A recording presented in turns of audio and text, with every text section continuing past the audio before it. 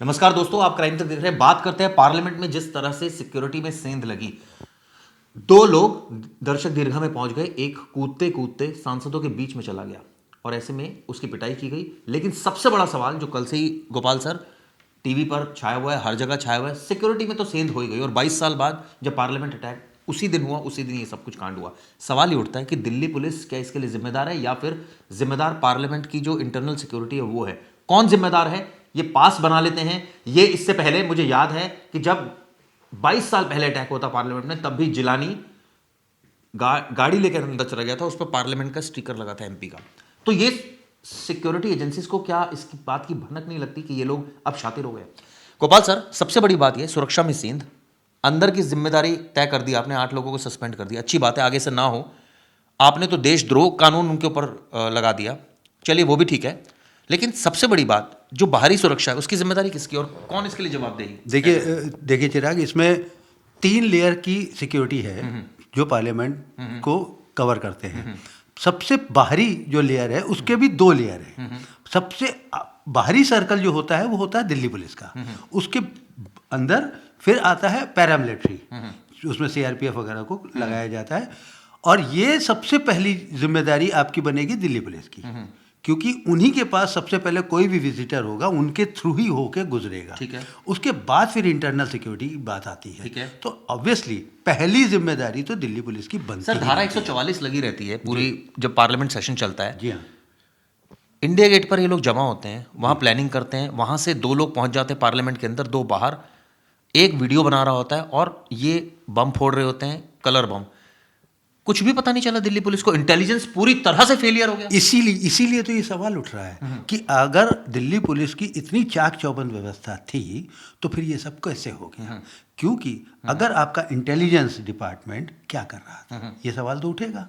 और इस समय देखिए, सर, मुझे सीधी सी बताइए। बात है कि सिक्योरिटी को लेकर अब सवाल तो उठेंगे और इन सवालों से बच के दिल्ली पुलिस या जो जो दूसरी एजेंसीज लगी हैं उनको बच के तो जाने का मौका नहीं मिलेगा। दिल्ली पुलिस तो कहती है जी इंडिया गेट पर इतने विजिटर आते हैं, हम हर किसी की थोड़ी चेक करते रहेंगे। सिक्योरिटी का काम और ख़ास तौर से जो उसकी खुफियागिरी का काम होता है, इंटेलिजेंस का जो काम होता है, वो यही काम तो होता है कि भीड़ के बीच से आपको सुई निकाल के लानी है।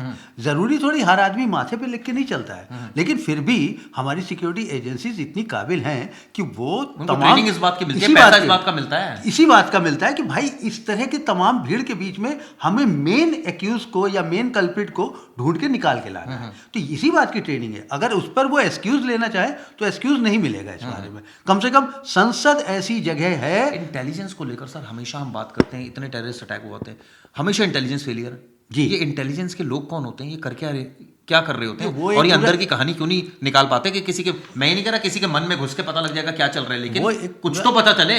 वो एक पूरा सिस्टम है। उस सिस्टम में कई लूप होल्स हैं निश्चित रूप से। और ख़ास तौर से जब ये दोबारा ये घुसपैठ हुई है संसद के अंदर, ये 2 लोगों ने अपनी मनमर्जी की संसद के अंदर जाके, तो ये एक बहुत बड़ा सवाल खड़ा करता है कि वाकई में हमारी इंटेलिजेंस क्या वाकई में वेल इक्विप्ड नहीं है? एजेंसीज इसको सर दूसरे सेंस में भी देखती है। वो कहती है कि अरे भैया अंदर घुसे, पकड़ तो लिए। नहीं, देखिए, पकड़ना उनका काम है, क्योंकि उनको इसीलिए ट्रेंड करके वहां पे खड़ा किया गया है या वहां पे तैनात किया गया है। पकड़ना उनका ही काम है। ऐसे में वो ये सवाल से बच ही नहीं सकते कि आपका लैप्स नहीं हुआ। सीधी सी बात है। सर 144 जब धारा लगी है तो ऐसे में लोग इकट्ठा हो रहे हैं, क्या दिल्ली पुलिस को दिखता नहीं है? 3000 के आसपास पुलिसकर्मी तैनात होते हैं बाहर। 3000 पुलिसकर्मी तो नहीं, लेकिन हाँ 3000 टोटल सिक्योरिटी के लोग वहां पे रहते, खासतौर से तब जब सेशन चल रहा है। 700 लोग 700 एमपी आप सोचिए, जिसमें प्राइम मिनिस्टर, लोकसभा अध्यक्ष, जी। मान लीजिए प्राइम मिनिस्टर होते हैं, लोकसभा अध्यक्ष होते हैं वहां पर, और बहुत होते, कितना बड़ा लैप्स होता है। बहुत बड़ा सवाल है चिराग कि अगर सपोज कल इत्तेफाक से या ये कहे कि सब सारे सिक्योरिटी एजेंसीज के लिए भी ये बड़ी गनीमत की बात है कि कल प्राइम मिनिस्टर हाउस में नहीं थे, क्योंकि प्राइम मिनिस्टर का जो सिक्योरिटी स्टाफ है उसको सीधे शूट एंड साइट का ऑर्डर होता है। अगर वहां पे इस तरह की कोई हरकत होती तो वहां पे खून खराबा तक हो सकता था। या फिर अब इसको दूसरी तरह से देखें, सिक्योरिटी लैब्स पे क्यों सवाल उठ रहे हैं? क्योंकि वो जो लोग फ्यूम लेके गए, जो वहां पे स्मोक लेकर गए, वो वहां पे बम भी लेके जा सकते थे। वहाँ पे इस तरह का कोई भी विस्फोटक लेके जा सकते थे या एंथ्रेक्स जैसा कोई भी जैविक हथियार लेके जा सकते थे कि वहाँ पे छिड़क देते, वहाँ की जो एटमॉस्फेयर है, जो वहाँ का एयर है। सर हम लोगों ने तो देखा है ना पार्लियामेंट में, जिस तरह से पहले वो 22 साल पहले कत्लेआम जी हाँ, हुआ था बिल्कुल अंदर। बिल्कुल। देश की संसद पर अंदर हुआ। तो नहीं हुआ इत्तेफाक से, मगर हाँ वो एक बहुत बड़ा एफर्ट था। हमारे पूरे आज़ाद भारत में, आज़ाद हिंदुस्तान में ऐसी कोई भी ऐसी घटना और नहीं 22 साल हुई बाद है। अगर सेम ऐसी और situation- सेम, और सबसे बड़ी दुर्भाग्य की बात यह है कि उसी दिन हो रहा है जिस दिन तो आप दिल्ली बरसी पुलिस मना सर रहे क्या हैं। कर रही थी? मैं सिर्फ दिल्ली पुलिस को एक्यूज बिल्कुल दिल्ली पुलिस मैं सारी को- पैरामिलिट्री फोर्सेस को कर रहा हूं, मैं वहां की पार्लियामेंट की जो इंटरनल सिक्योरिटी है उसको कर रहा हूं, आप- लेकिन दिल्ली पुलिस भी अपनी जवाबदेही से नहीं बच सकती, बिल्कुल। खासकर न्यू दिल्ली डिस्ट्रिक्ट, खास क्योंकि तौर अगर से- उनके इलाके में इस तरह की घटनाएं हो रही हैं, उनको इंटेलिजेंस नहीं मिल रही है, वो न्यूट्रलाइज नहीं कर पा रहे हैं सारी चीजों को, वो ठीक है पास बनवा के कोई चला गया, ये उनकी गलती नहीं है, एंट्री हो गई उनकी गलती नहीं है, लेकिन जो दो लोग वहां इकट्ठा हुए, वहां खड़े हुए, वो कहते हैं जी हमने तो न्यूट्रलाइज कर तो लिया, उनको घेर तो लिया, पकड़ तो लिया। मैं सिर्फ एक सवाल पूछना चाहता हूं दिल्ली पुलिस से, जो 5 लोग इंडिया गेट पर मौजूद होकर वहां प्लानिंग कर रहे थे, क्या ये लैप्स किसका है? अब आप ये एक्सक्यूज ले लीजिए कि इंडिया गेट पर तो बहुत सारे लोग आते हैं, हम सबकी दिमाग में थोड़ी घुसेंगे। चिराग, मैं भीड़ को भी छोड़ देता हूँ एक बार, मगर जो 2 लोग अंदर गए हैं बाकायदा कंटेनर लेकर, कैनेस्टर लेकर, हाँ, हाँ। स्मोक कैनेस्टर लेकर, उनको क्यों नहीं प्रॉपर चेक किया? क्या हमारे पास इतने इक्विपमेंट्स नहीं है कि हम उन सारी चीजों को डिटेक्ट कर पाए? नहीं, वो तो कहते हैं दिल्ली पुलिस की जिम्मेदारी नहीं। वॉट एवर इट इज, कोई भी जवाब हो, कोई भी जवाब यहाँ पे संतुष्ट नहीं कर पाएगा। ये सवाल हर आदमी के दिमाग में, कल जैसे ही ये खबर आई थी हर आदमी शॉक्ड था। मैं न्यूज रूम में था, मैं न्यूज रूम में देख रहा था, हम लोग का प्रोग्राम जा रहा था, अचानक ये खबर है कि हर आदमी शॉक्ड था, ये हुआ कैसे? क्योंकि उस दिन बरसी हो रही है, सवेरे सब लोगों ने एक तरह से, और सोचिए सुबह तो पार्लियामेंट में सारे पार्लियामेंट मौजूद में थे। सारे लोग मौजूद थे। प्राइम मिनिस्टर उसके थे। बाद प्राइम मिनिस्टर अपने दूसरे फंक्शंस के लिए भोपाल गए, लेकिन वहां पे उस वक्त अगर कुछ हो जाता तो कौन जवाब देता इसका? तो इसीलिए सवाल पूछा जा रहा है कि साहब आपकी ये लैप्स हुई तो कैसे हुई? और इस सवाल से दिल्ली पुलिस किसी भी सूरत में बच नहीं सकती, उसके पास कोई एक्सक्यूज नहीं होगा।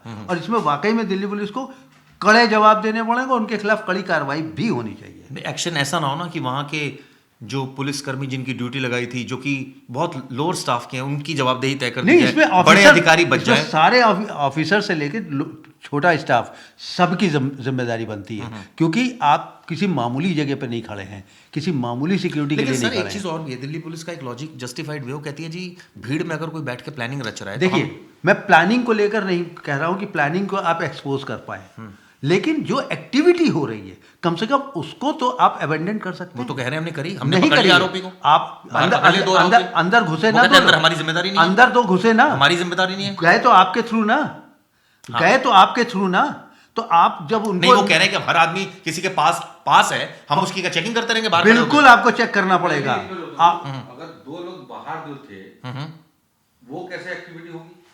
देखिए विनोद जी ने बहुत 2 लोग जो बाहर थे, विनोद जी का कहना है कि वो कैसे एक्टिविटी सबसे बड़ी बात है कि जिस एरिया में सब कुछ हो रहा है वहां तो इतनी पुलिस होती है। वहां पे तो कोई इकट्ठा हो ही नहीं सकता, फिर वहां पे कैसे इकट्ठा हो गए सब काम कर रहे थे? नहीं तो- इसका मतलब कहीं ना कहीं लापरवाही है, सीधी सी बात है, चूक माने है। ना वो अलग बात कोई है। माने या ना माने, लेकिन लापरवाही साफ साफ है।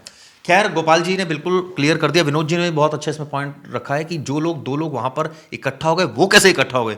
पार्लियामेंट के बाहर तो सारे पत्रकार होते हैं, इतनी पुलिस होती है, खड़ा नहीं होने दिया जाता। ऐसे में 2 लोग आ रहे हैं, एक विचित्र तरह के लोग, उनके पास से पास भी हो, पूछा तो जाता है कौन हो भैया, आप यहाँ कैसे घूम रहे हो? इतनी देर में उन्होंने निकाला और वो धुआं कर दिया। कहने का मतलब ये है, मुझे याद है गोपाल जी, निर्भया केस में भी विजय चौक के बाद बहुत हंगामा हुआ था, वहां भी राष्ट्रपति भवन पास है, पार्लियामेंट पास बिल्कुल, है, बिल्कुल। तो बाहर तो हंगामा होता ही रहता है, उसमें क्या बड़ी बात है? नहीं, लेकिन बाहर हंगामा होता है जिस वक्त निर्भया केस का कांड जो हुआ था, वो सिचुएशन हालात वो बिल्कुल अलग थे, और आज की सिचुएशन हालात बहुत पीसफुली आ रहा है। क्योंकि पार्लियामेंट सेशन चल रहा था। जी।